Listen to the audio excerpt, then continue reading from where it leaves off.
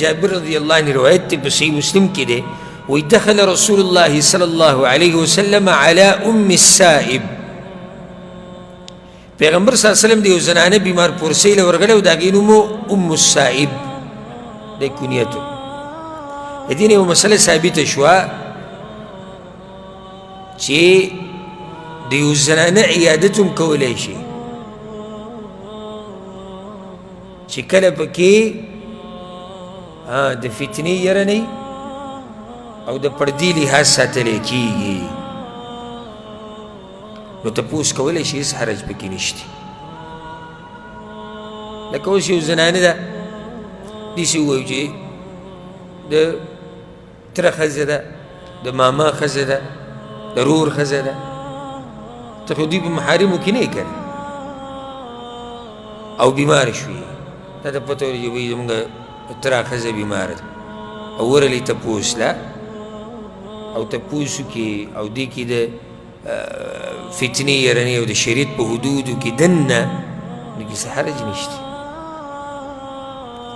پیغمبر صلی اللہ علیہ وسلم تپوس تا ورگه نو پاگی بانی تکلیف دومره دیر شیو چی را پیدا السائب بانی تکلیف دومره دیر شیو چی آگا رپیدای تکلیف نه پیغمبر صلی اللہ علیہ وسلم ہوتی مالکی تزفزفین اے السائب بولی تو رپیگی سما گڑزیگی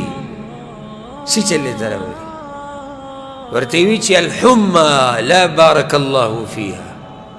ایدہ اللہ رسول تبدا اللہ جب گیر سر برکت وانا چی تبدا ربانی او تب دومره تیزه شوی دی چې هغه رپیده او ګړزېده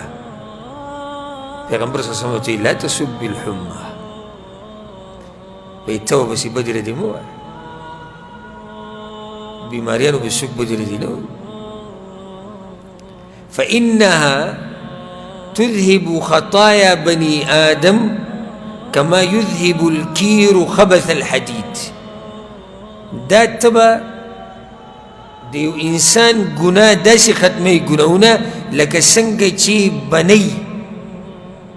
هغه گندگی ختمی کمه چې په اوسپنه باندې لګېدلي کیر بنی ته وایي هغه چې د انګر سره یې د اوسپنې نه جوړ شوی او په هغې سره هوا ورکوي دغه بنی کې او په دې د اور په دې بټۍ کې او په دې اور کې دا اوسپنه څنګه صفا سوتره شي د زنګ نه د ګندګۍ نو د هغه هر څه نه صفا شي دقه شان دا تبه د ګناهونو پاکوي دا حدیث امام مسلم راوړی د دې حدیث دلته دې لپاره راوړی چې ای مسلمانه بیمارۍ ته بدې ردې مه وایه داسې وایه الله ختمه یې کړه